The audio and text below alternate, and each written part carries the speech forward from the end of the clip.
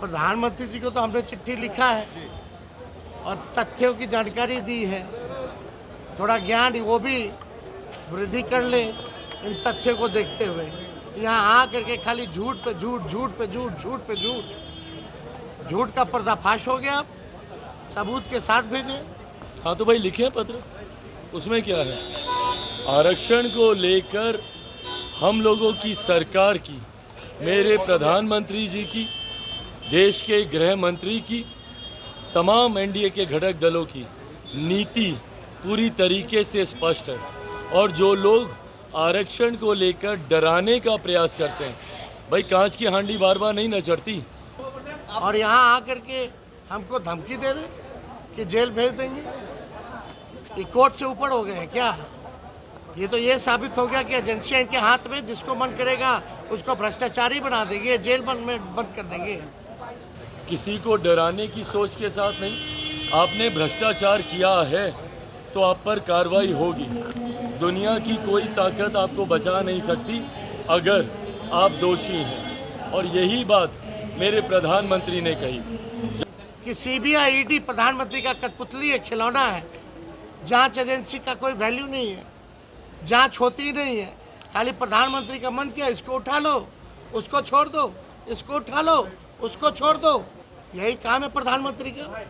सारे हमारे संवैधानिक संस्थानों को बर्बाद कर दिया इस व्यक्ति ने।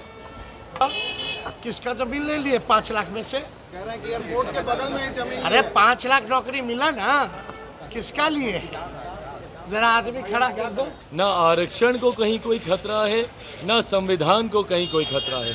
जिस तरीके का भ्रम, डर फैलाने का ये लोग प्रयास कर रहे हैं, इस बार बिहारी डरने वाला नहीं है। पीएम मोदी के नाम पर अब फिर से एक बार तेजस्वी यादव और चिराग पासवान आमने सामने आ गए हैं। नमस्कार, दर्शन न्यूज में आपका स्वागत है। मैं हूं अनुराग।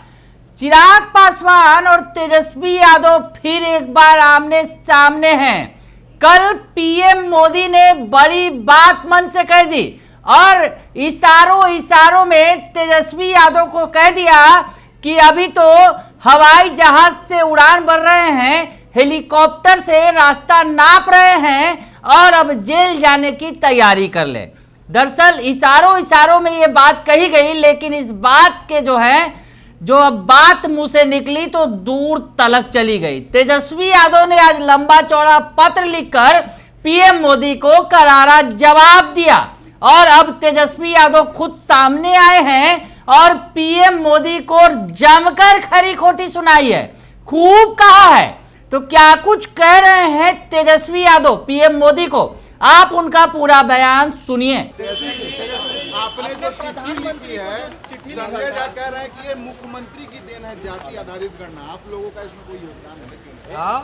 आप लोग तो 17 साल में वो क्यों नहीं किए? और आप सब लोगों ने अपने आंख से देखा होगा, विधानसभा में प्रस्ताव किसने दिया था प्रधानमंत्री से मिलने का?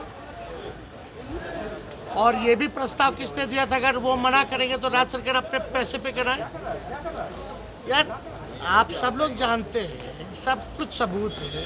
सारी घटनाक्रम को आप लोगों ने आंखों से देखा है, कानों से सुना है, विधानसभा में ऑन रिकॉर्ड है। किसने प्रस्ताव दिया था? तो हम आप ही से पूछते हैं, एक बार नहीं 2 बार किसने प्रस्ताव दिया? हम ही ना दिए थे भाई। और दूसरा प्रस्ताव भी यही था कि अगर नहीं होगा तो अपने बिहार सरकार अपने बलबूते करेगी, और हमने कहा था नहीं आएगी तो हम कराएंगे, और हमने आकर के करवाया। और यही नहीं, लेकिन ये बात तो साबित हो गया ना कि भाजपा के लोग नहीं चाहते थे।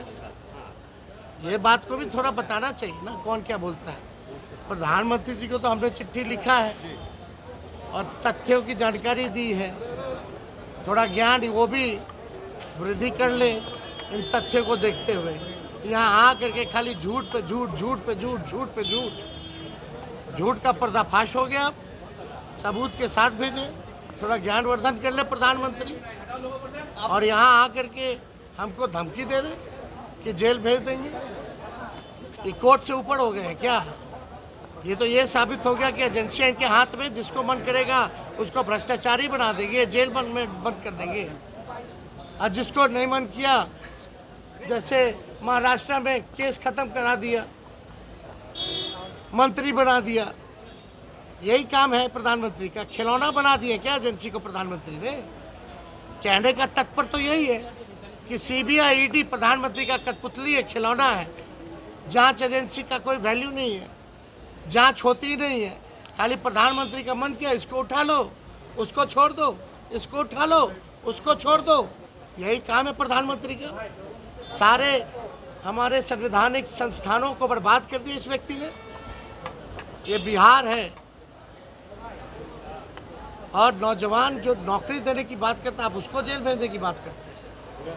जिसने नौकरी दी उसको जेल भेजने की बात करते हैं। इतना नफरत है इनको युवाओं से, इनको इतना नफरत है नौकरी देने से, ये साबित हो गया। नौकरी को लेके आपने जो बात कही थी, प्रधानमंत्री ने कहा है कि नौकरी तो देगा लेकिन जमीन फिर से लेगा। अच्छा, किसका जमीन ले लिए 5 लाख में से? कह रहे हैं कि एयरपोर्ट के बगल में ही जमीन। अरे 5 लाख नौकरी मिला ना, किसका लिए? जरा आदमी खड़ा कर दो। ये सब फालतू का बात, यहाँ कुछ पच नहीं रहा बोलने के लिए।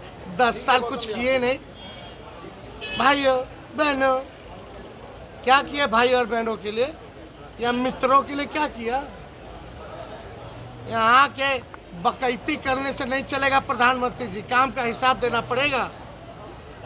एक नौजवान 34 साल युवा बिहारी से डर गए।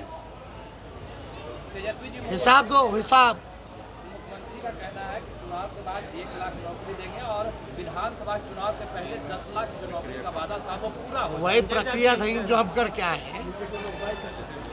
तो असंभव है, कहाँ से लाएगा? अपने बाप के पास से लाएगा? संभव कैसे हो गया मुख्यमंत्री जी? तेजस्वी ने कुछ सिखाया, कुछ बताया, उसी के पैटर्न पे चल रहे हैं ना। वो तो छोड़ो, आजकल जो जानता भी नहीं था क ख ग घ, वो बोल रहा है कि हम दे देंगे। समझ रहे हैं? ये है तेजस्वी की ताकत, ये तेजस्वी की ताकत है। संजय झा बोल रहे हैं कि प्रधानमंत्री घबरा रहे हैं। संजय झा ने आज से बातचीत की, क्रेडिट दे रहे हैं आप पूरी जातिगत गणना की डेट मुख्यमंत्री की है, नौकरी की डेट मुख्यमंत्री की है। ये नहीं बोलेंगे तो एमपी बनते हैं। अरे ये नहीं बोलेंगे तो एमपी बनते जी।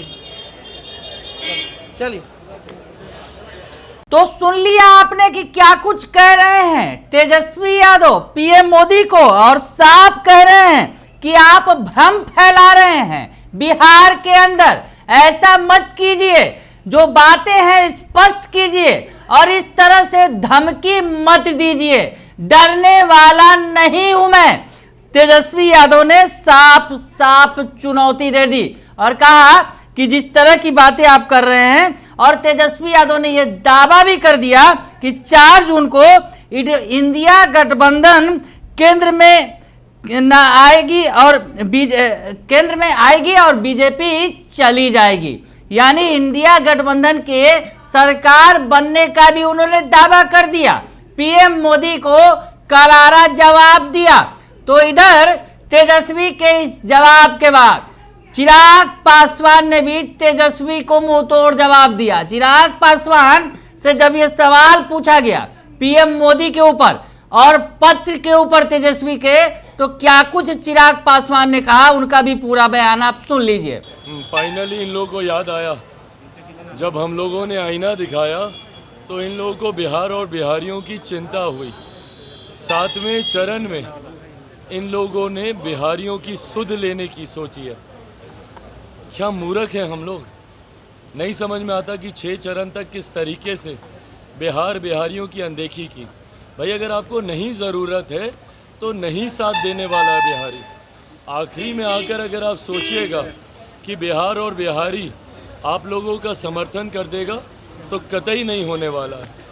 ये फैसला पहले ही अब तैयार हो चुका है। 4 तारीख को औपचारिक ऐलान इसका होना बाकी है, पर फैसला तैयार हो गया। कल 6ठे चरण का भी मतदान हुआ, उसकी भी जानकारी आप सबके सामने आई होगी। किस तरीके से एनडीए गठबंधन, अगर मैं राष्ट्रीय स्तर पर अगर मैं बात करूं तो लगभग 350 से ज़्यादा सीटों पर अभी तक परिणामों में हम लोग पहुंच चुके हैं। बिहार में 40 की 40 सीटों की एक औपचारिक घोषणा 4 तारीख को होनी बाकी है।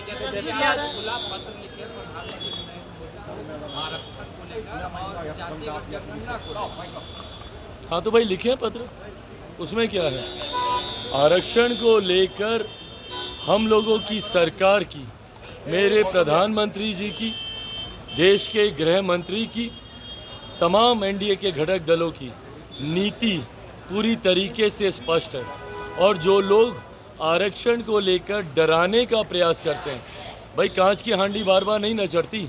2015 में ये प्रयास आप लोग कर कर देख चुके हैं। ऐसे में ना आरक्षण को कहीं कोई खतरा है, ना संविधान को कहीं कोई खतरा है। जिस तरीके का भ्रम, डर फैलाने का ये लोग प्रयास कर रहे हैं, इस बार बिहारी डरने वाला नहीं है। बिहारी जानता है कि ये बातें बोलकर सिर्फ आप भ्रमित इन लोगों को करना चाहिए। तेजस्वी यादव कह रहे हैं कि प्रधानमंत्री मोदी जेल भेजने की बात कर रहे हैं 4 दिन के बाद, वो डर गए हैं। 75 साल हुआ बुजुर्ग, अब 34 साल के युवा से डर गए हैं प्रधानमंत्री। भाई देखिए, ये तमाम बातें न्यायिक प्रक्रिया का हिस्सा है। किसी को डराने की सोच के साथ नहीं। आपने भ्रष्टाचार किया है तो आप पर कार्रवाई होगी।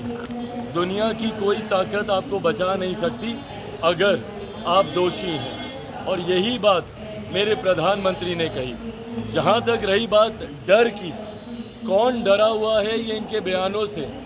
जैसे जैसे बयानों की तीव्रता बढ़ेगी, प्रशासन की मिलीभगत है, कॉन्स्पिरेसी है, ये इसका एजेंट है, ये उसका एजेंट है। अभी तो हम बोल रहे हैं कि जिस दिन से आप लोग एग्जिट पोल शुरू कीजिएगा उस दिन से ईवीएम पे भी ठीकरा फोड़ना शुरू हो जाएंगे।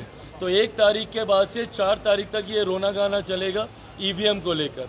और 4 तारीख के बाद तो फिर स्पष्ट ही हो जाएगा कि ईवीएम का दोष है, कैसे एनडीए को 400 प्लस सीटें आ गईं। ये तमाम बातें अब उसी दिशा में जा रही हैं जिस दिशा में परिणाम आने वाले हैं।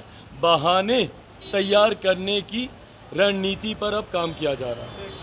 तो सुन लिया आपने कि चिराग पासवान क्या कुछ कह रहे हैं। चिराग पासवान कह रहे हैं काठ की हांडी बार बार नहीं चढ़ती। दरअसल आरक्षण का मुद्दा जो है वो भी काफी गर्म है। और जिस तरह से तेजस्वी यादव के बयान पर, प्रधानमंत्री के जो दिए बयान पर चिराग पासवान ने कहा कि ये तमाम बातें न्यायिक प्रक्रिया का हिस्सा हैं, किसी को डराने की सोच के साथ अपने भ्रष्टाचार किया है तो आप पर कार्रवाई होगी। ये किसी डराने की सोच के तहत बयान नहीं दिया गया है, बल्कि जिस पर न्यायिक प्रक्रिया का जो हिस्सा है उसके तहत कार्रवाई हो रही है। दुनिया की कोई ताकत आपको बचा नहीं सकती अगर आप दोषी हैं तो चिराग पासवान ने भी पलटवार कर दिया।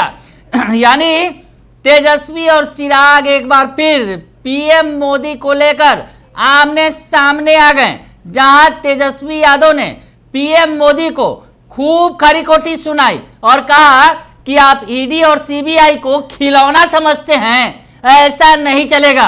और चिराग पासवान ने जवाब दे दिया और कहा कि अगर जो गलती करेगा, भ्रष्टाचार करेगा, उसे कोई भी बचा नहीं पाएगा। बने रहिए दर्श न्यूज के साथ, तमाम खबरों से आपको अपडेट रखेंगे। फिलहाल के लिए इतना ही, धन्यवाद।